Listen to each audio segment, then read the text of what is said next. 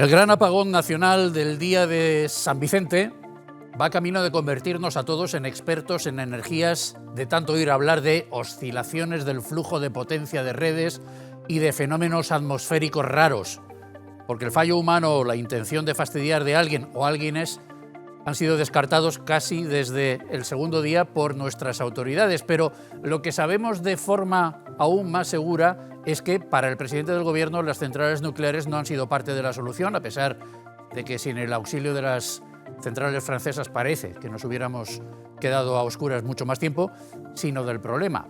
Es verdad que el Gobierno español lleva tiempo programando la desaparición de este tipo de instalaciones que producen una energía que ha sido declarada verde por la Unión Europea, para promocionar las renovables como fuente futura hegemónica de producción y el uso casi en exclusiva de la electricidad como base de nuestro desarrollo. Pero, ¿nos lo podemos permitir? Creo que lo vamos a averiguar hoy con la ayuda de 4 expertos. Don José Felipe Villanueva López, director del Departamento de Ingeniería Química y Nuclear de la Universidad Politécnica de Valencia. Don José Felipe, muy buenas tardes. Muy buenas tardes. ¿Se esperaba usted que bueno, los españoles nos dividimos entre los que esperaban que pudiera haber un apagón como el del lunes y los que pensaban que eso era del todo imposible? ¿Usted en qué bando se situaba? Pues tengo que reconocer que yo pensaba que no se iba a producir, porque es cierto que tenemos un buen sistema, es cierto también que tenemos un mix muy variado en ese sentido, y que sucediese lo que sucedió el lunes era realmente muy improbable y muy extraño que sucediese, pero ha sucedido.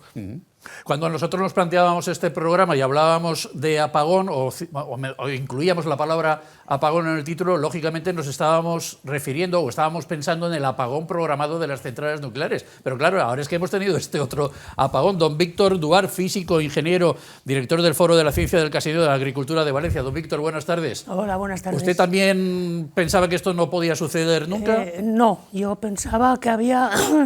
que era complicado el mantener un sistema basado en renovables que son absolutamente aleatorias, y aunque haya un montón de gigavatios instalados, pues solo el 20% se generan energía.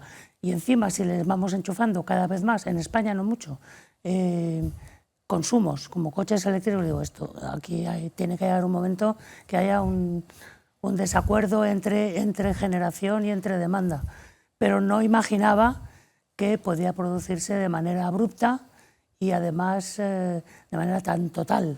Con lo cual, bueno, pues sí, pensaba que algún problema podría haber. Bueno, pues empate a 1. Vamos a presentar... Claro, cuando preparábamos este programa sobre nucleares y luego ha pasado lo que ha pasado, algunos dicen, sois como los Simpson, oye, que vais previendo el futuro. Pues algo de eso debe haber. Don Roberto Gómez, que es del Colegio de Economistas de Valencia y profesor de la Universidad Europea de Valencia, y que sale últimamente mucho en todo tipo de teles. Don Roberto, muy buenas tardes. Buenas tardes. ¿En qué bando se sitúa usted? Venga, ¿el de los Simpson o el otro? Esta pregunta empezó a aparecer en el año 2022 con la guerra de Ucrania, cuando Austria lanza el mensaje de posibles apagones, y enseguida ese mensaje se contagia a toda Europa, y cuando empezamos a debatir si puede haber un apagón o no, y el origen no estaba motivado por las renovables o por las nucleares, estaba motivado por posibles desequilibrios en países próximos al antiguo este, y Austria tenía miedo de ser arrastrado por contaminación y que hubiera un apagón. Mis afirmaciones en aquellos momentos eran que era posible, pero muy, muy improbable. Claro, ¿vale? está usted ahí, ahora me lo siguen diciendo. Yo digo que es un sistema técnico, un sistema que puede estar expuesto a algún tipo de avería, pero no, la verdad es que no anticipábamos una situación. Si me tengo que posicionar, y me vuelvo a posicionar, es que es muy poco probable, pero cierto es que hace 3 días o 4 días que hemos tenido este episodio, esta contingencia que es pues bastante grave. Casi una semana llevamos ya de lo del apagón, y veo que usted se sitúa más o menos en el centro del terreno de juego, con lo cual va a desempatar don Adolfo Plasencia, escritor de ciencia, buen amigo de la casa. Don Adolfo, muy buenas tardes. Muy buenas tardes. ¿Y usted qué? Pues lo primero es que... ¿Se le aparecía esto en sus peores pesadillas? No, si evolucionamos la sociedad hacia un sistema que depende absolutamente de la tecnología, con la tecnología puede ocurrir en cualquier momento cualquier incertidumbre. Lo que añade la complejidad de la tecnología actual es incertidumbre. y no hay una seguridad al 100% de que algo de tecnología no deje de funcionar en un momento dado, ¿vale? En cuanto se suman 4 o 5 factores que convergen, pueden causar un problema. Yo creo que lo que ha ocurrido no tiene una sola causa. ¿Pero usted lo creía posible? Sí, es decir... ¿Probable? No pasa nada, porque también ha tenido sus ventajas. No ha habido un apagón para mí, sino 2. ¿Cómo 2? El apagón es de la energía. Sí. La energía ha apagado la informática de la que depende toda la sociedad, todas las actividades de la sociedad, desde los aeropuertos hasta las cosas que tenemos en casa, y el apagón benigno ha sido que se apagaron las redes sociales y los bulos dejaron de circular. Ese es el otro apagón. Sí, pero duró poco, y además había siempre gente que se acercaba al Mercadona que sí que tenía cobertura y veía sus luego tweets. Hay un apagón informativo, hay una serie de temas que son, para mí, la madre del core de una serie de temas en relación con este. Uno es el dinero y el precio de la energía. Es que eso es muy interesante. Bueno, ahora vamos a lo de las nucleares, que es lo que nos... Lo he investigado un poco y tengo datos. Nos ha congregado hoy aquí. Pero es muy interesante todo eso, porque desde hace ya bastante tiempo se nos aboca a que todo sea eléctrico. Prácticamente ya descartemos cualquier coche de combustión, o sea, de propulsión por combustión. Gasolina, gasoil, etcétera, etcétera, y vayamos a los eléctricos, que todo en nuestra vida sea eléctrico, que hasta los teléfonos sean dependientes de la corriente eléctrica, antes no lo eran, por lo menos los teléfonos fijos, y también que dejemos de utilizar el dinero metálico. Hay incluso algunos intentos de que a nivel europeo eso llegue a ser incluso una directiva, que se utilice solamente el dinero a través de tarjetas, vamos, el electrónico, con tarjetas o con teléfonos móviles. Y acabamos de ver, acabamos de comprobar que es una locura tanto lo uno como lo otro, ¿no? En exclusiva, vamos, el depender solamente de una manera de hacer las cosas. Una reflexión que yo me he hecho ahora en estos días es que todas las unidades de respaldo que han permitido que haya gasolina en algunos sitios, los hospitales y demás, todo eran motogeneradores a diésel. A diésel, claro. O sea, los grupos electrógenos de los hospitales a diésel. Sí. Es que cualquier que tenga conocimiento en temas de seguridad, no solo de seguridad nuclear, seguridad eléctrica, seguridad bancaria, seguridad económica, cualquier tipo de experiencia que tengamos con el tema de seguridad, una de las primeras ideas que siempre está es el tema de la redundancia y el tema de la diversidad. O sea, tú no puedes depender de una única fuente y además del mismo tipo de fuente. Uno lo que está buscando siempre son una diversidad de fuentes y además de diferente categoría, porque si una falla siempre tenemos otra alternativa, que fue lo que sucedió en estos días. Eso es lo mínimo que tenemos que tener en seguridad. Pero sí que es verdad que como sociedad estamos yendo, como muy bien decías, Vicente, a una electrificación total de la sociedad, a una descarbonización de todo lo que nos mueve en estos momentos, que en cierta forma contradice todos los aspectos del tema de seguridad, en este caso de suministro, o seguridad de lo que sería en funcionamiento, pero que vamos ahí y tiene su lógica por todo el tema de la descarbonización que estamos buscando, de eliminar los gases de efecto invernadero, de intentar mantener una situación estable en el planeta. Pero es verdad también que estamos poniendo todo en la energía eléctrica. Todos los huevos en la misma cesta. Exactamente. Justamente ese es un ejemplo que utilizo mucho con mis alumnos y es el peligro de poner todos los huevos en la misma cesta, que si se rompe la cesta, se te rompe Claro, todos pero los dices huevos. esto y ya te llaman terraplanista, negacionista de la Agenda 2030, de la descarbonización. Bueno, de la Agenda 2030 se puede ser negacionista perfectamente porque a lo mejor se puede estar de acuerdo con su intención, aspectos, pero a lo no mejor con los plazos o no sé. En fin, Sí. esto es Pero, como ven. a ver, la primera ley de la termodinámica y la segunda no son ideológicas. Decía Oppenheimer cuando Eso es una opinión. con el proyecto Manhattan, decía que si las ecuaciones están bien hechas, la bomba no explota. Bueno, pues si las cosas están mal hechas desde el punto de vista técnico de la física y de la electricidad, el sistema colapsará. Y si además la gestión de eso, desde los humanos a los aparatos, está hecha con informática y la informática depende de la electricidad y no hay electricidad y no hay diversidad de fuentes para generar energía, para que la gente que gestiona eso con sus ordenadores tenga fluido, aunque se apague el sistema, pues entonces vamos a lo que ha ocurrido. La cuestión es que lo que ha ocurrido, se está informando de lo que ha ocurrido desde posiciones de intereses creados. y desde posiciones económicas, porque en los últimos años el precio de la energía se hace en una subasta casi al minuto. Entonces, ¿para qué es una subasta?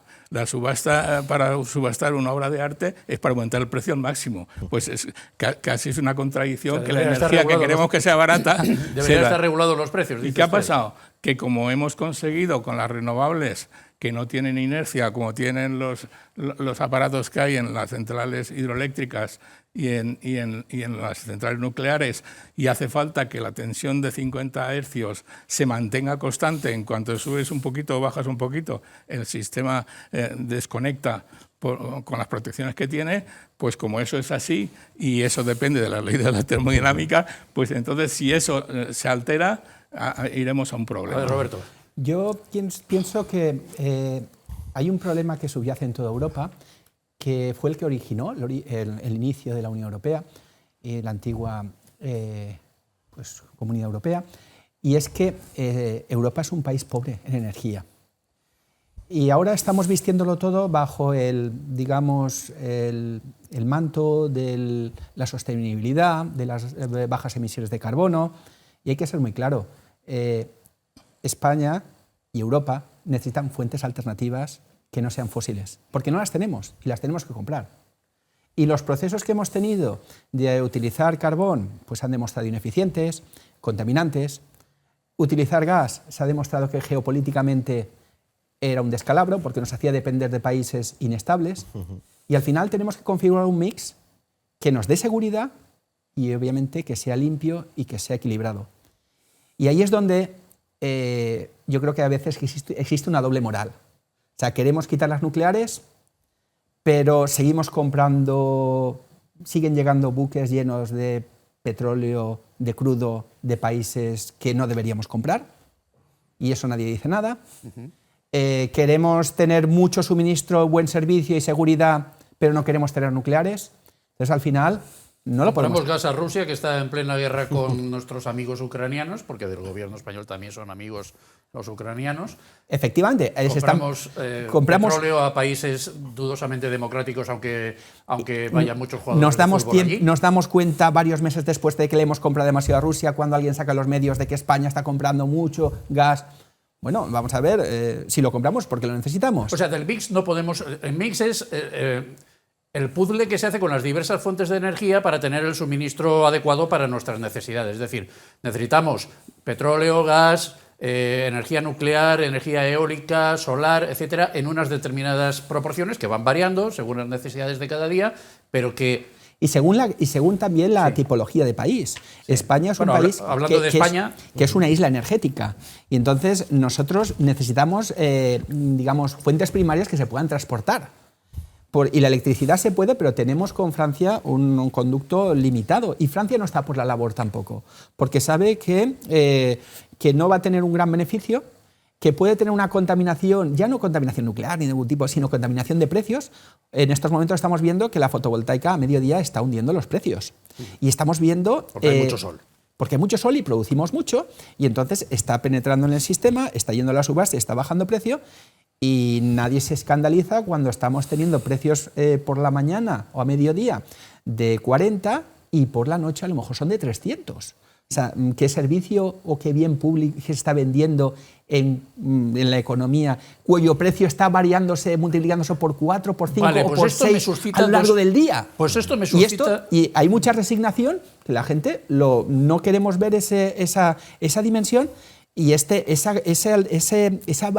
volatilidad de los precios a Francia le afecta, porque si de repente le estamos inyectando energía muy barata y el sistema entra porque casan las subastas y a ellos les hunde, pues ellos como que dicen que vale, bien, está bien que estuviéramos interconectados, pero mañana, no hoy, mañana. Pues, entonces España al final necesita configurar un mix óptimo que le dé, primero, seguridad de suministro y segundo, que sea limpio y que sea sostenible tanto económicamente como medioambientalmente. Vale, pues Roberto, me suscita dos preguntas inmediatas. La primera, y la segunda me la reservo para después. La primera, ¿qué papel ha jugado Francia entonces en esta crisis? Porque al principio el presidente del gobierno le daba las gracias, a Marruecos también, porque gracias a al suministro que nos ofrecieron estos dos países en cantidades de luego muy distintas el uno del otro, ayudó a poner en marcha de nuevo el sistema, aunque por lo que hemos ido oyendo después, también es verdad que ellos desconectaron muy rápido en cuanto vieron que había una incidencia en España para no verse contaminados y a lo mejor pues eso no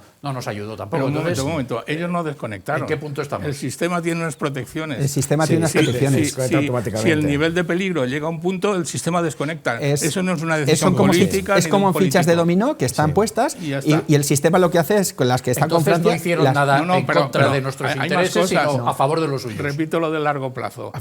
Hace muchos años que la Unión Europea ha pedido que la conexión entre la península ibérica y Europa en sistemas eléctricos de alta tensión sea muchísimo mayor de la que es, a razón de pasar de 2 a 10. Y eso nos ha cumplido por la presión de Francia. Pero luego es que lo que se ha vuelto más importante de todo es el precio de la energía, mucho más que la energía incluso. Entonces, depende del precio de la energía, se mueven las inversiones. ¿Qué ha pasado en España? En España hay una cosa en este apagón que no la había hace 3 años o que no la había hace 4 años, que es una cantidad de data centers gigantescos que se están desplegando por la inteligencia artificial generativa para alimentar eso, que tiene unas expectativas brutales, y entonces hay un consumo de energía en España que hace 3 años no había, que yo he hecho el cálculo de todos los data centers nuevos en los últimos años. Son 5.266 megavatios. A mí eso póngamelo en valor, porque yo el dato en bruto Bueno, no... como si España tuviera 3 ciudades más como Valencia, de las que tenía antes. Eso es lo que Ese hemos aumentado. consumo está ocurriendo. Ese consumo está ocurriendo, es un gran negocio. ¿En cuánto tiempo ha pasado esto? Eso en 3 años. ¿En 3 años? Sí. Es como si tuviéramos 3 Valencias más en España consumiendo luz. Igual que tenemos el doble de población cada año en turismo. Por los centros de datos de inteligencia artificial y eso es, etcétera. Que se están desplegando aún hay muchos más, y en todas las regiones. ¿Por qué? Porque el precio de la energía ya se hizo un cálculo que cuando el despliegue de las eólicas y las solares que se iban a desplegar, eso bajaría el precio de la energía, como así ha sido, y se han venido grandes multinacionales. Amazon ha generado una región nueva, Google una región significa un conjunto de data centers de los que tiene el mundo. El sistema Azure de Microsoft tiene 60 regiones en el mundo y es el que se utilizó para entrenar al ChatGPT. Me quedan 2 minutos para irme a la primera pausa de publicidad. Esta era una de las dudas que tenía yo, lo del papel de Francia. Ahora si quieres hablamos de los detalles. Ahora hablamos más y además pero se consume mucho más energía que se consumía hace 3 años. Quiero entrar ya de lleno en el tema nuclear, que para eso hemos venido, pero la otra duda es, claro, si se producen todas estas oscilaciones de precios de mercado, de subasta, entonces, ¿para qué tenemos un regulador? El regulador, que ahora está en debate también si es público o si es privado, pero vamos, más público yo creo que es difícil que, teniendo la presidenta que tiene, teniendo el control que se supone que tiene el Estado. Eso es la distribución, no es un regulador. El regulador es el legislador. Y la distribución es un sistema que tiene un 20% Pero el regulador de no es el inversión que pública, tiene que decidir al final que es el que decide qué parte del mix hay que aumentar y qué parte hay que bajar. No, el que aplica las normas que están en las leyes que aprobó el Parlamento. Entonces, ese papel lo tenía que hacer desde el punto de vista técnico y no ideológico. El sistema eléctrico está estratificado en 4 grupos. Uno, los que generan, transporte, distribución y comercialización. Hay unas 5.000 y pico plantas de generación muy diversas. Algunas muy grandes, nucleares, otras muy pequeñitas, fotovoltaicas. Se busca una pluralidad grande para que haya competencia entre ellas y que el precio sea el más ventajoso. ¿Y producen lo que quieren o lo que les dicen que tienen que producir en cada momento? Producen lo que se comprometen el día anterior. Ellos van a la subasta y dicen, yo mañana, bajo mis estimaciones, yo puedo proporcionar esto. Entonces ellos se comprometen a facilitar. ¿Y eso lo decide la red eléctrica española? Sí, bueno, un sistema que lo controla. Después, el siguiente escalón es el de transporte. Y ese escalón solo hay una empresa. Y no hay más porque es un monopolio, porque así tiene que ser. Y para evitar que sea un monopolio abusivo, lo que se hace es una empresa altamente regulada. Se llama Red Eléctrica Española, que es es el propietario de las autopistas, y que es difícil construir nuevas autopistas porque eso significaría tirar nuevas... Y luego ya están, es que nos vamos y luego está distribución y comercialización. Vale. Entonces, el actor... Que ya son las Iberdrolas, Endesas... Iberdrolas, Endesas. Normalmente, en la primera etapa y en la última están las mismas, las eléctricas que llaman. Pero el que está intermedio y sería el árbitro de este partido es Red Eléctrica Española. Que te dice cuánto vas a producir... Cuando tú le dices cuánto estás dispuesto a producir, y él toma las decisiones de tener de coordinar esas entradas, de tener backup suficiente, de tener instalaciones con el motor encendido, pero que no prestan servicio para poder salir al auxilio si hace falta. Perfecto, bueno, o sea, tiene el canutillo por el que tiene que pasar, lo que se ha pactado previamente que se va a producir por parte de cada uno, y luego ya los demás distribuyen. Con lo cual ya sabemos, ya tenemos detectado el punto clave de toda esta movida, si me permiten el coloquialismo. Nos vamos a publicidad, eso no es que sea coloquialismo, es que es obligatorio, y volvemos enseguida con este interesante debate.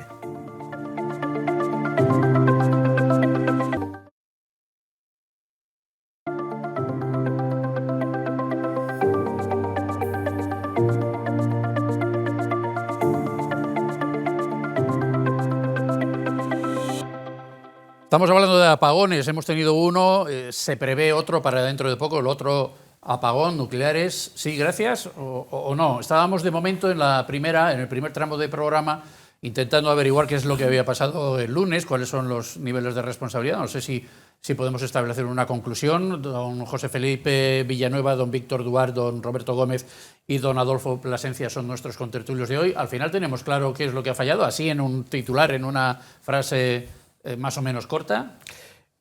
Pues para mi gusto ha fallado la distribución del mix. La distribución del mix.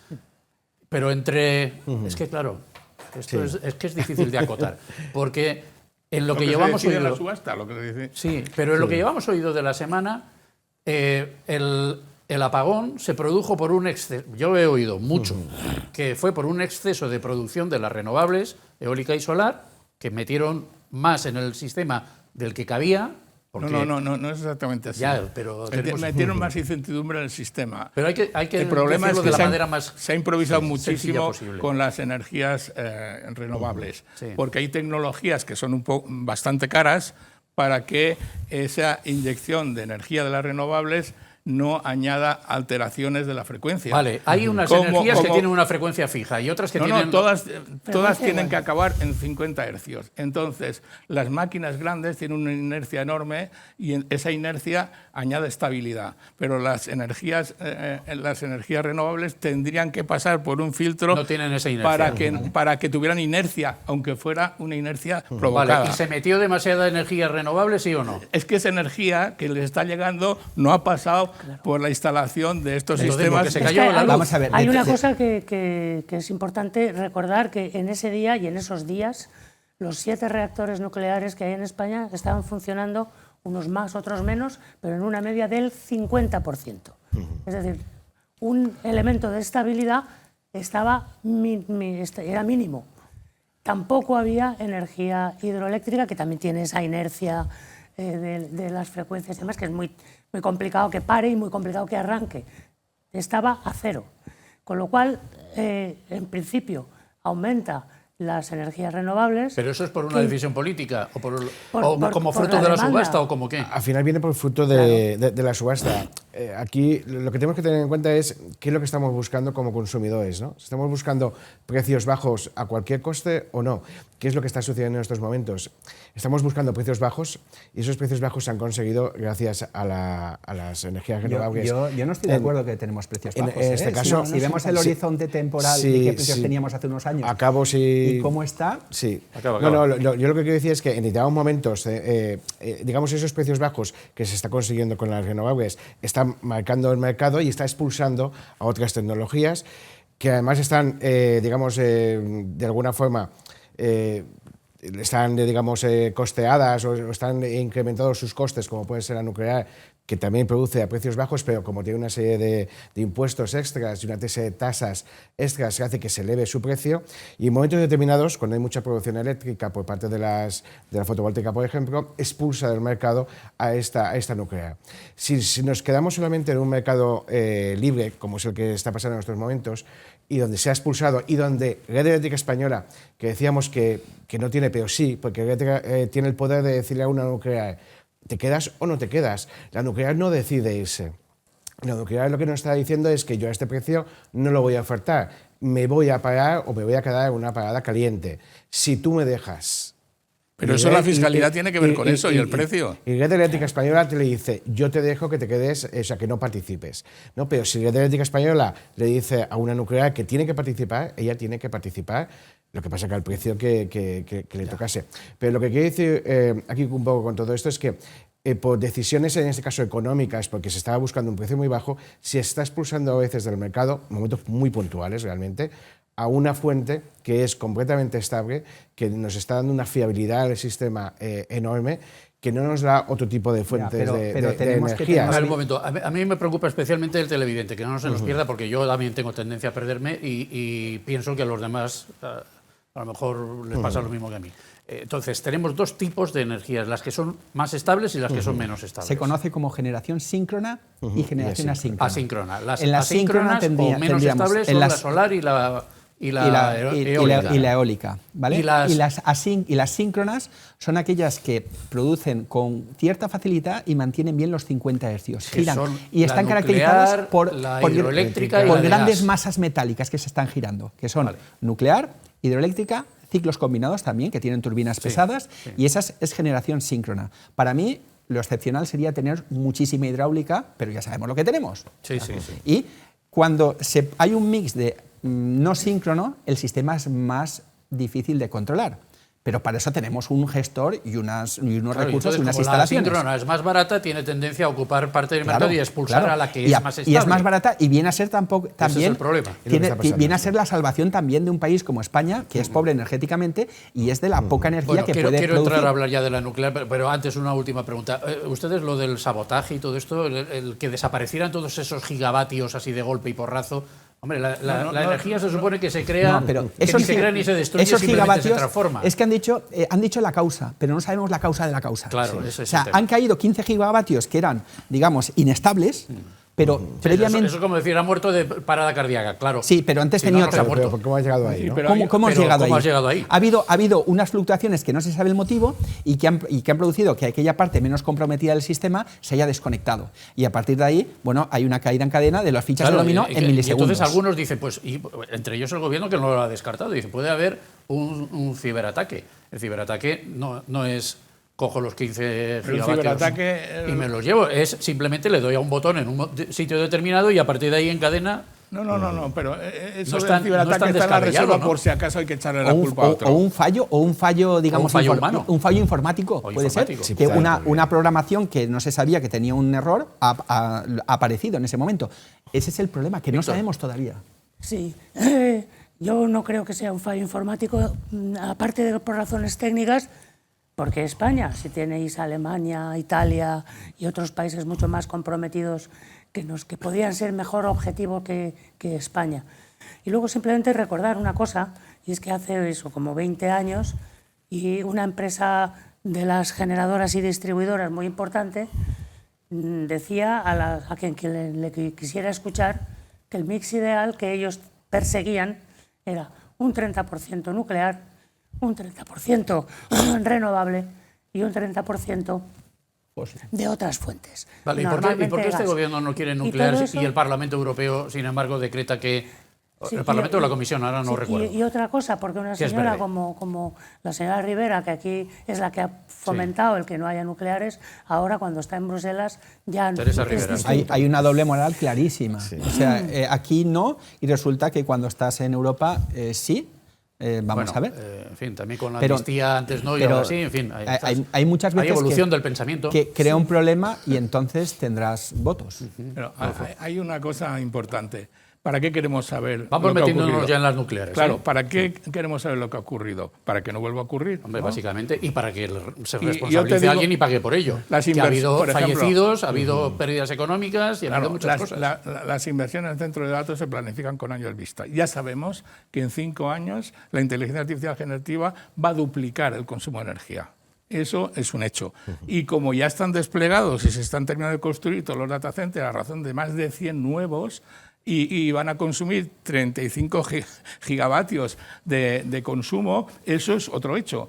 Pero hay unos intereses económicos y una presión enorme, porque se lleva años diciendo desde España queremos inversiones. Bueno, pues las grandes tech las grandes tecnologías que piensan que si montan los data centers en España la energía va a ser mucho más barata, por eso han venido. Y como ya han venido, están desplegando todas las inversiones. Y hay una presión económica tremenda de la que no se habla. Pero repito, se ha vuelto más importante el precio de la energía que la misma energía. Y entonces, ¿qué ocurre? Que esas presiones que están soterradas no se sabe y luego, para eso hacerlo bien, no hay que improvisar. Todo esto está desplegando improvisadamente. De hecho, el sistema de regulación de red eléctrica es el mismo de hace 10 años y debería actualizarse sí o sí. Y luego, todas las energías nuevas que añaden incertidumbre a la frecuencia deberían tener unos aditamentos tecnológicos para que no añadan esa incertidumbre y no alteren la frecuencia hasta el punto de que puedan parar el sistema, como ha ocurrido. Yo tengo un paper escrito, publicado en la revista Top, hace 2 años, cuyo título es Too Little Storage for So Many Plant Photovoltaics. Está disponible en Renewable and Sustainable Energy Review. Pero dilo en español. Porque... Pues poco almacenamiento Pues para tanta fotovoltaica. Es en España. Poco almacenamiento, lo podéis buscar en Internet, lo pueden buscar. Hay causas técnicas que No, dificultan el vamos a ver. almacenamiento de la energía Más fotovoltaica. que técnicas son económicas. Y el objetivo no es, ya no es decir voy a almacenar cuando... Es que muchas veces las baterías, su función no es almacenar, sino proveer estabilidad en el sistema, cubrir huecos de tensión. Esos segundos, milisegundos, con un sistema de baterías pequeño, relativamente pequeño, son capaces de dar cierta inercia al sistema. José Felipe, eso que siempre se ha dicho de, claro, la energía solar es estupenda para la mañana, pero por la noche, cuando no hay sol, que no hay energía solar. ¿Eso es así? ¿O se puede almacenar la de la mañana y utilizar por la noche? En estos momentos es complejo ese almacenamiento. Se están buscando, una de las líneas de investigación es en conseguir almacenar ese tipo de energía, no solo a base de baterías, sino que hay otros sistemas como el hidrógeno que se está buscando, que se utiliza esos excedentes, el bombeo, que sí que se utiliza y lo que pasa es que... Pero explicar el bombeo, explicar lo que es el bombeo. Espera un momentín. El bombeo viene bien cuando, digamos, no tenemos los envases llenos, que el problema que teníamos en estos momentos es que los envases ya estaban llenos, entonces era poco productivo ese bombeo hacia arriba porque no se podía bombear mucho más, pero el bombeo es un buen sistema, pero lo que se está buscando es buscar otros métodos de almacenamiento, no solamente almacenamiento tipo estamos físico. en ello. De todas formas, hay que decir que España es un país pionero en renovables, en bombeo, en muchas instalaciones. Hubo un momento en el tiempo que éramos líderes en eólica. Aquí en la Comunidad Valenciana, en Cofrentes, tenemos una instalación de bombeo que es líder en Europa, pocas hay parecidas, donde la nuclear, cuando tiene valles, o en España, cuando sobra energía por la noche, es capaz de bombear agua y producir durante el día con el mismo nivel o incluso superior que otra central nuclear. O sea, son instalaciones que no tienen cualquier país de Europa. Vamos por delante, y yo creo que en los apagones también hemos ido por delante. La programación de los apagones de las nucleares. No. En el apagón que sufrimos el otro día, también, el del lunes pasado, también hemos ido por delante. Que no ha habido ningún precedente digno de mención. Por eso ha habido. En Turquía hubo uno, en Nueva York en el 77 hubo otro gran apagón. Y de ahí han venido muchas películas sobre apagones y libros. Yo creo que apareceremos en los libros como mixes inadecuados, cómo ha fallado el sistema o algo. No estamos ustedes hartos de tanto acontecimiento histórico vivido en tan poco tiempo. Bueno, pero que, a ver, y las nucleares, ¿por qué? ¿Por qué esa demonización de las nucleares a estas alturas? Vuelvo a insistir, bueno, ustedes me hablan de la falta de coherencia de algunos políticos concretos, y parece evidente, pero más allá de eso, hay otras razones para demonizar cómo se demoniza la nuclear ahora. Yo personalmente pienso que no. Que ya no hay hippies prácticamente y sin embargo... No, lo que pasa es que un siniestro en una instalación nuclear es un siniestro grave, siempre que tenga el nivel de gravedad alto. Sí. Y entonces eso se ha utilizado por determinados políticos para crear una agenda, para crear su... Pero si nos vemos hacia la historia y vemos, la verdad es que las nucleares han producido mucha energía con muy pocos fallos. ¿Vale?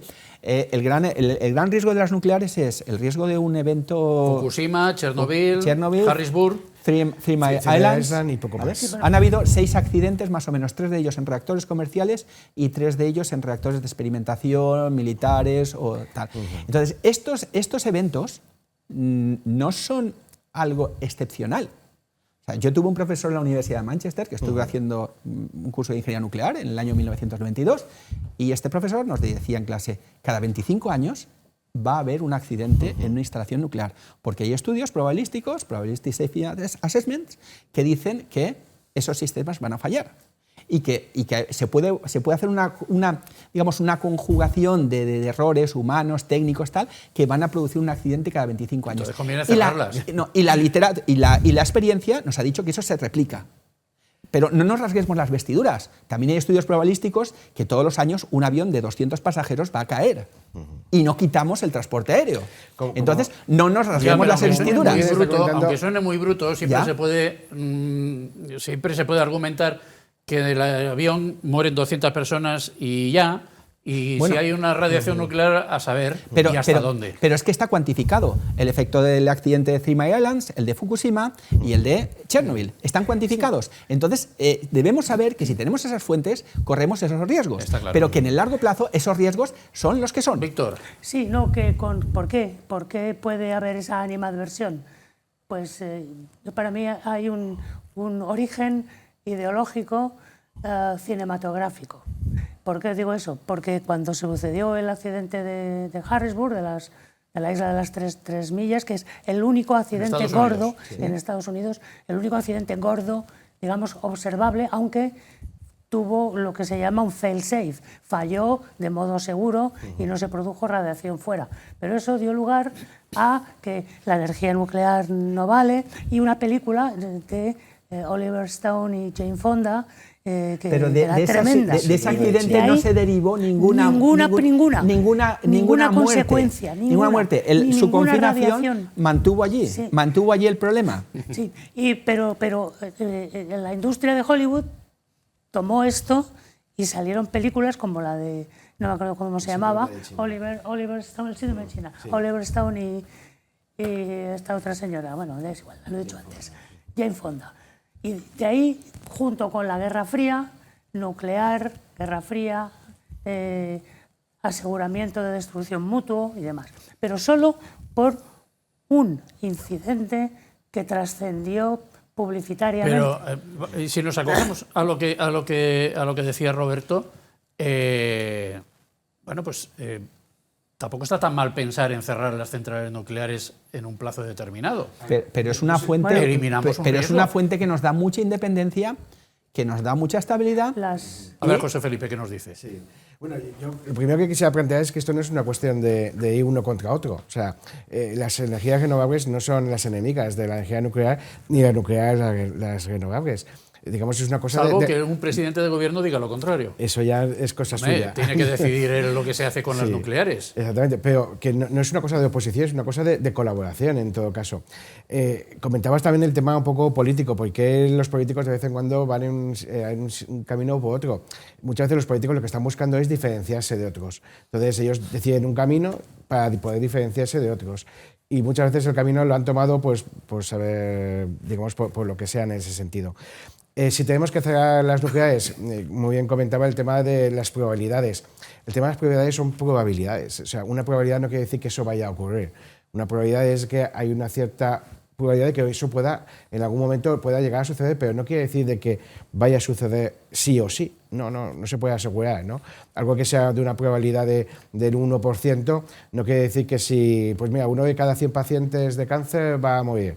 Y si tenemos 99 que están bien, el que hace 100 es el que va a fallecer. No es verdad. El que hace 100 a lo mejor tampoco fallece, porque son probabilidades. Pero entonces, ¿en Francia no ven las películas estas de Oliver Stone y Jane Fonda y todos estos? Porque allí no paran de hacer centrales nucleares. Igual piensan y hacen decisiones más basadas en la ciencia, en la técnica, en la seguridad. Y en la seguridad, en los pros y en los contras. Obviamente, para mayor seguridad de las nucleares hay que hacer más inversión. Entonces hay que tener en cuenta eso. Tampoco las nucleares de ahora son como las de Cofrentes y todas estas antiguas.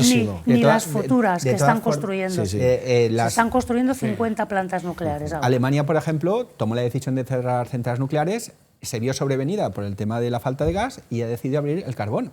El carbón produce muchas más muertes que las nucleares, pero no son muertes inmediatas. Adolfo, un minuto antes de publicidad. Son muertes por contaminación, por radiación que emite el carbón que se extrae del...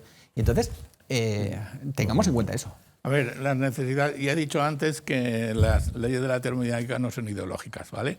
Y la supuesta ideología que puede cambiarse, como ha hecho una ministra española que ahora está en Bruselas, ha cambiado a 180 grados, también no olvidéis que detrás de cada afiliación política hay una afiliación económica. Es decir, he dicho antes que se ha vuelto más decisivo el precio de la energía que la energía misma y el acceso a ella.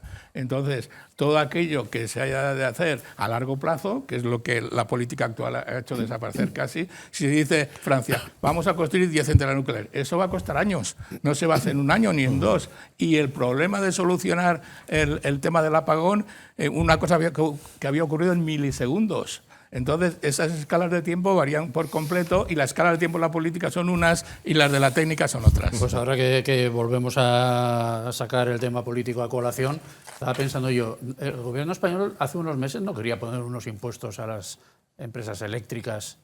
Las nucleares tienen el nucleares 73%. Que luego no se los puso porque el PNV... Pero la fiscalidad de las nucleares... Uno de cuyos ex responsables está al frente de una empresa. Pero que las nucleares tienen un 73% ahora, precisamente, para impedir... Tiene una fiscalidad muy alta. No sé Claro. si serán buenas o malas, pero en este momento se está construyendo una nueva central en Bielorrusia, 2 en Eslovaquia, 1 en Francia, 2 en el Reino Unido, 4 en Rusia y 2 en Ucrania. Cuyas radiaciones, llegado el peor de los escenarios posibles, pues nos podrían alcanzar. Vamos a publicidad, que esta sí que nos alcanza ya, y volvemos enseguida en este interesante debate.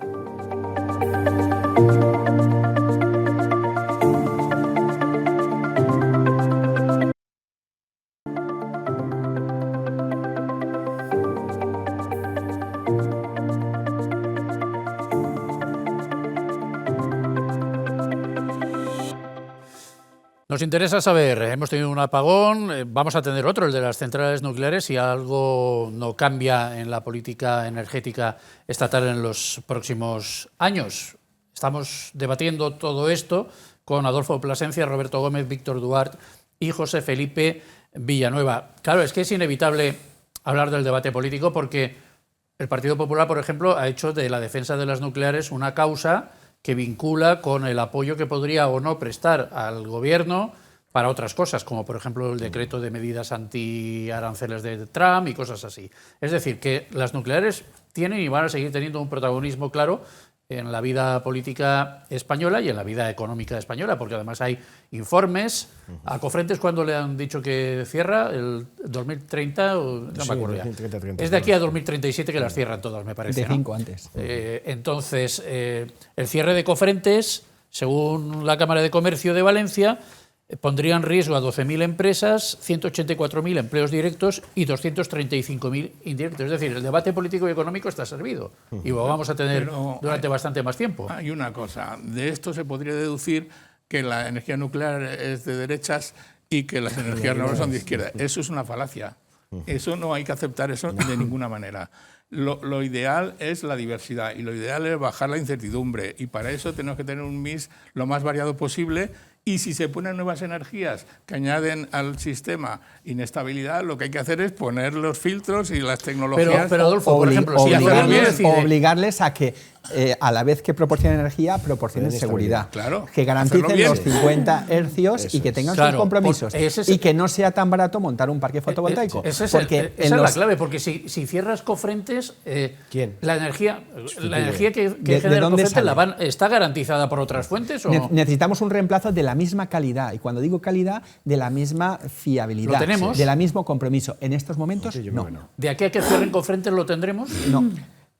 No, y lo que sabemos es que con los data centers que están terminando de desplegar se va a duplicar el consumo. Hay que prepararse para eso de aquí a 5 años. Y si no se hacen las cosas bien y no se añaden las inversiones técnicas para que esa nueva energía, que es la mejor, la energía renovable es la mejor, pero no añade inercia y no añade seguridad, lo estamos haciendo mal. ¿Quién lo está haciendo mal? Los que tienen el poder y las normas. Y yo creo que eso es lo que hay que exigir, que cada uno haga su trabajo y lo haga bien. Y otra cosa es, hay que poner al frente de esos sistemas técnicos a gente que sepa. Lo que no podemos poner es a cualquiera al frente de un sistema que puede ocurrir que haga un ¿Está usted en apagón. contra de las puertas giratorias, aunque estén impulsadas por energía nuclear? Claro, no solo giratorias, es que cuando giran al otro lado, entonces se dan la vuelta y ideológicamente dicen lo contrario de A lo ver, que señor decía. Duarte. Bueno, volviendo o entrando directamente solo en el concepto de la energía nuclear, que voy a ponerle el adjetivo de fisión. De fisión, sí. De fisión, que es lo que tenemos ahora. Partir núcleos de átomos. Es decir, un núcleo pesado, fundirlos, un que sería núcleo la pesado, fusión. se le pega con neutrones y entonces se rompe y sobra energía, y sobra masa, sobra energía. Einstein aquí nos dio la fórmula y entonces se produce calor, que el calor mueve una turbina de vapor. Estas de fisión, dices que ¿hasta cuándo pueden llegar? Pues como mucho, muchísimo, hasta unos 100 años, porque ese es el límite de la disponibilidad de combustible nuclear para la fisión. Mientras tanto, yo espero que la energía nuclear de fusión se haya desarrollado. ¿Cuándo se puede haber desarrollado? Pues hay un aforismo que dice que cada año quedan 30 años. La constante, Para- la constante de la fusión.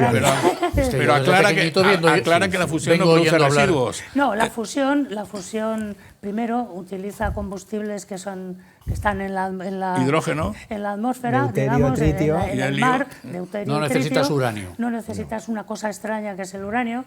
Aquí teníamos una mina de uranio, pero por cierto, que no sé si está funcionando. Tenemos también en España una planta de procesado, porque hay que enriquecer el uranio antes de enviarlo de una de las mejores del mundo, y la tecnología nuclear española está siendo utilizada para la construcción de los nuevos reactores de fusión. Para los oyentes, fusión es lo contrario de la fusión, consiste en coger dos cosas. Así, antes cogíamos un núcleo pesado, ahora cogemos dos núcleos ligeros, rompiendo o contrarrestando las fuerzas nucleares, ahí la rige la mecánica cuántica, con una cantidad brutal de energía para producir lo que se llama la ignición. En el momento que se juntan, sobra también masa. Los núcleos de deuterio y tritio se convierten en helio y sobra neutrones que tienen una cierta energía, y esa energía es la que se utiliza. Esto, así igual. muy en síntesis, el uranio, que es 235 y enriquecido Sí. es 238, si no recuerdo Eso mal, es. es un núcleo pesado, lo partimos, partes. esa es la energía de fisión, que es la que conocemos Claro, ahora, eso es lo que la que hay. tenemos en Cofrentes y otros sitios, Y que Almazán, después, en etcétera. el proceso de decadencia radioactiva, va produciendo Otros. Sí. Y luego está otra lo de suciedad. fusión, La fusión- que es a futuro, porque todavía no está desarrollado No, suficientemente, a ver, que es sí. coger dos núcleos de hidrógeno, que son los más pequeños que hay, juntarlos, formar helio, Y sobra que masa. es, helio es energía. 2 y Sí. hidrógeno es 1 frente al 235-238 del uranio. No hay contaminación, no hay residuos, Pero eso es más hay difícil y de momento no disponibilidad. lo El tenemos. hidrógeno es el elemento más pequeño. Para que los, más hay en la naturaleza. para que los espectadores Más hagan una abundante, idea, sí. es como construir un pequeño sol Sí. en la Tierra. Perfecto. El problema es que se generan temperaturas tan altas que los materiales para construirlos no está claro. Sí, y O sea, la forma- se hacen confinamientos magnéticos porque si hay contacto con un material es que lo funden. Y ahí está el reto. O sea, la fusión se puede hacer, pero a escala muy pequeñita. Pero la Bueno, fusión, y si durante se muy poco consigue, tiempo. dará energía ilimitada a un precio irrisorio, y el problema de generar energía que tenemos ahora desaparecerá si se consigue hacer Bueno, Sí, pero fusión. bueno. cada 30 años Pero hay una faltan 30, ¿no? cosa- Y hay una aún así, cosa en esos casos, interesante. perdona, Sí. aún así en esos casos seguiremos necesitando de un mix energético Sí, por supuesto. variado, diferente, diverso, etcétera. Es verdad que la fusión es lo que se está estudiando como uno de los posibles remedios, pero también tengo que decir, como antes ya ha surgido, las centrales nucleares con las que estamos trabajando ahora son de hace 40 años. En el mundo ese tipo de centrales ha cambiado radicalmente, o sea, son muchísimo más seguras en estos momentos las nuevas centrales. Son 40 años de innovaciones tecnológicas, 40 años de experiencia, porque una de las cosas que tiene la energía nuclear, en este caso las centrales, es que tiene una cultura de seguridad muy arraigada, muy fuerte, y todo lo que sucede en las centrales nucleares se comparte, o sea, por ese ámbito de cultura de seguridad. Se ha aprendido mucho de Three Maya Island, se ha aprendido mucho de Chernobyl, se ha aprendido mucho de Fukushima, y todo eso lo que ha hecho son centrales cada vez más seguras. Las nuevas no tienen nada que ver con las de hace 40 años. Pero los es que problemas además- de los residuos siguen siendo siendo los mismos. Sigue siendo los mismos, pero acabo con dos ideas más. Pero además es que esas de hace 40 años, en el resto del mundo, se están ampliando a otros 40 años más. En Estados Unidos han pasado a tener ya que les van a dejar funcionar hasta dentro de 40 años más, 80 años total de vida, hasta incluso los 100, como comentaba Víctor. Pero el tema de los residuos, que es el otro gran problema, bueno, pues podemos decir que en Francia, por ejemplo, se está desarrollando y están utilizando sus residuos como nuevo combustible para sus nuevas centrales. Luego, también hay soluciones para eso. Claro, pero de cara a la y no opinión es una pública, cantidad tan porque al final es una desmesurada. batalla también de relato. De cara a la opinión pública, una central nuclear que ha llegado a su techo de vida, de repente dice, ahora lo amplío, y dice, uy, qué chapuza es esta. Sí. Si solamente podía una cosa, funcionar 40 años, ponerla a 80 No, pero es cuando, asumir unos riesgos. No, pero cuando se produce una ampliación es porque se ha dotado, se ha revisado, se ha hecho un análisis exhaustivo, se han cambiado piezas periódicamente, igual que un avión, cuando llega un motor, un determinado número de vuelos, de horas de vuelo, aunque funcione perfectamente, ese motor se quita y se pone otro. Y ese se desmonta, se revisa y se vuelve a poner a disposición, y es lo que se hace en una central nuclear. Y además En Estados Unidos o en inglés hay dos palabras que indican lo que se hace. Se llama el commissioning y el recommissioning, es decir, puesta al día total de la central. Entonces, ya se está haciendo, incluso en España, cierto reciclaje del residuo nuclear, pero se puede hacer más con centrales nucleares más avanzadas. Una nueva totalmente, como estas 17 que se están haciendo en Europa, pueden reutilizar muchísima cantidad del residuo nuclear que actualmente está almacenado, donde esté almacenado en cada uno de los países. Con lo cual, esos 100 años que se estima de duración podrían incluso prolongarse. A ver, José Felipe y Adolfo. Sí, y además, dentro de lo que estás contando, esos 40 años que se amplían de vida no quiere decir que sean 40 años y ya me te olvidas, sino que realmente son 40 años que podrías llegar a vivir, pero realmente tú vas haciendo tus estudios y cada 10 años te van renovando en función de cómo va evolucionando tu seguridad y cómo se va controlando. Y la segunda de las ideas que quería transmitir, que en el futuro también estamos yendo no solamente a las grandes centrales nucleares, sino que uno de los objetivos en el futuro es trabajar con las pequeñas centrales nucleares, lo que llamaríamos los Small Modular Reactors, que son centrales nucleares en pequeño, pero además no solamente que sea en pequeño, sino que son, como dicen, modulares, en el sentido de casi que las fabrican en serie. Se fabrican todas exactamente iguales, con las mismas características, con los mismos estudios. Eso abarata muchísimo el coste y además son mucho más seguras porque utilizas muchísimo menos material nuclear. Estoy pensando que este debate lo vamos a subtitular en inglés ya directamente, porque Bueno, toda la cantidad de neologismos que usamos. Aquí hay un dibujo de un reactor modular pequeño. Esos son los pequeños. Estos son los pequeños con relación al que se tamaño. estilan ahora, ¿no? Es que además es una apuesta clarísima de los nuevos centros de proceso de datos. Por ejemplo. Que podrían permitir un proceso de instalación mucho más corto que los actuales. Claro. Sí. Porque hoy en día, si España dijera, cambiáramos diametralmente el escenario político y todos los españoles dijeran, vamos a renovar todas las centrales nucleares que tenemos, necesitaríamos de orden de 10 años para poderlos renovar. ¿Y estas tiran humo blanco como la de Cofrentes y Almaraz y todo eso? No es que tanto alarma a algunos. No es humo, es vapor de agua. Es vapor de agua. Vapor de agua. Muy bien, Adolfo. De todas maneras, nos has convocado primero a un debate Y ha sobre salido la otro. energía nuclear, ¿vale? Si la fusión, además de no producir residuos, es un arma extraordinaria contra el cambio climático. La fusión. La que tiene que venir. La fusión, la que tiene que venir. Pero la que tiene que venir dentro de 50 años. Si de pronto alguien hace un descubrimiento y dice, vamos a conseguir la fusión en 3 años, ya no haríamos más debates de energía nuclear, haríamos debates de fusión, porque ahora el mensaje y el debate es las nucleares o no las nucleares. Los políticos, si tuvieran un horizonte para un descubrimiento de este tipo a 3 años, sí que les interesaría por las cuestiones ¿Usted electorales. se compraría una casita al lado de una central nuclear de estas de 40 años para 80? Yo no sé si me la compraría, pero no, eso que sale es vapor de agua y eso lo tengo claro. Pero, Perdonen los alcaldes no, pero de las hay otra cosa. Lo digo por la artificialidad del debate. Estamos hablando de esto porque... Avelino Corma, que ojalá futuro premio Nobel valenciano de Química, que estuvo también aquí en esta casa hace algunos meses, le preguntaban hace poco en una entrevista en El Mundo por la energía nuclear, si es buena o mala, y dice, todos vamos a que nos hagan resonancias magnéticas. O sea que... No, entre otras muchas cosas. que es un debate artificial porque es lo que interesa electoralmente ahora a la clase política. Entonces, esto es un asunto a largo plazo. Y como en largo plazo lo han hecho desaparecer del debate, por eso estamos hablando de nucleares. Pero es político, pero si la fusión fuera inminente, pero la fusión fuera inminente, se ha hecho desaparecer de en España. En esta revista que he encontrado, el Toontime del 2015, que se dedica a la fusión casi toda la revista, hay aquí un gráfico muy curioso. En el 2015, en unas bolitas rojas de distinto tamaño, representan el índice económico de distintas tecnologías energéticas. Cuanto más gordo es el bolito, es que se genera más energía con relación a la energía inicial que se necesita, es el rendimiento económico. Bueno, pues la energía de fusión tiene un índice de 27, la nuclear de 16, el carbón de 11 y el gas de 5. Con lo cual, ya por eso, en Estados Unidos y en Canadá, desde hace muchos años dicen, es que esto es negocio. ¿Dónde voy a invertir?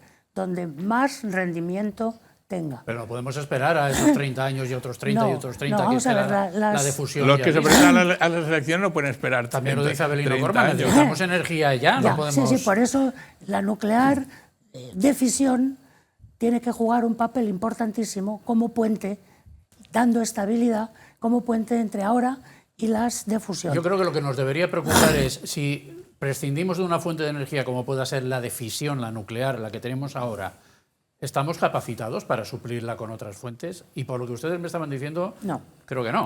Yo creo que el debate es generación síncrona, generación asíncrona. Por favor, hace falta un mix importante de generación síncrona en el sistema. ¿Y para eso es necesaria la nuclear? Para eso es necesaria grandes masas que estén en funcionamiento. Porque la hidroeléctrica no da más de sí y la de gas se supone que tampoco es, santo de devoción. Es contaminante al fin y al cabo. Y es la que nos sube también los precios. Todas tienen sus bondades y sus externalidades negativas. Entonces, al final hay que... Y sobre todo, cuando se monte un parque fotovoltaico habría que exigir que no solo produzca energía, sino que obligarles a dar estabilidad, a tener unas baterías de almacenamiento... A inyectarla en condiciones. A inyectarla en condiciones y que contribuyan no solo a soltar energía de poca fiabilidad... Y ganar dinero con ello sin hacer la inversión técnica. Vale, pues nos quedan 2 minutos, así que les voy a pedir que se pongan en el papel de Teresa Rivera o de su sucesora, que no me acuerdo cómo se llama, Sara Agesen. Sara Agesen, y me digan qué harían, vamos, si pudieran, si les dejaran, qué harían en los próximos años. Tenemos 2 minutos a repartir entre todos. Adolfo. Deberíamos hacer las cosas técnicamente bien y no en función de la ideología de moda de la edición. ¿Y todos los técnicos están más o menos de acuerdo en lo mismo? Están de acuerdo, sí. Los técnicos que saben de verdad están de acuerdo en lo mismo. Pregunta aquí, verás. Roberto. Yo cuidaría y mimaría mucho las instalaciones nucleares que tenemos porque en el corto plazo son nuestra salvación. Víctor. No se pueden construir nuevas centrales, especialmente en España, porque es un proceso muy largo. Pero haría eso, el extender, cuidar y extender las nucleares y seguir inyectando dinero en proyectos como el ITER, que va con retraso, pero es un reactor de verdad. No son pequeños. La fusión, en el 2025, en principio, el ITER tenía que empezar a generar plasma. No. Solo hay un par de secciones construidas. 30 años. Pero no es el único. Hay otros complejos sistemas de fusión en Canadá, en Inglaterra, en el MIT. Se está trabajando con superconductividad a bajas temperaturas. Déjale unos segundos a José Felipe. Que se mantengan las nucleares o se extiendan y que se invierta en fusión nuclear. José Felipe. Yo me bajaría la fiscalidad de la energía nuclear para que no se distorsione el mercado, porque yo entiendo que si el lunes pasado hubieran estado las nucleares en funcionamiento, no creo que hubiera llegado a y al final, los 15 gigavatios que ha sido de ellos, o sea, ¿dónde están? Pero eso no quiere decir que aquí no nos guste la energía limpia, al contrario. ¿Pero los 15 gigavatios esos? No, los 15 no, son los 10. El sistema estaba operando unos 25, cayeron 15. ¿Y dónde están? Y en las gráficas sigue apareciendo Lo que pasa es que la estadística es muy engañosa y tú cortas una gráfica por donde te interesa y entonces aparece 0. Pero es que esa gráfica, en el lado izquierdo, marca 10. Hay 10 gigavatios que no sabemos dónde estaban dando servicio. O sea, que técnicamente el apagón fue del... ¿Eso da para una película del de 60%, Víctor, ¿o no? el apagón fue del 60% según las Vale, 10 gráficas gigavatios que no sabemos en qué se han empleado. que estaban disponibles. Buah, no sabemos. Esto es tremendo, esto merece otro programa, ¿eh?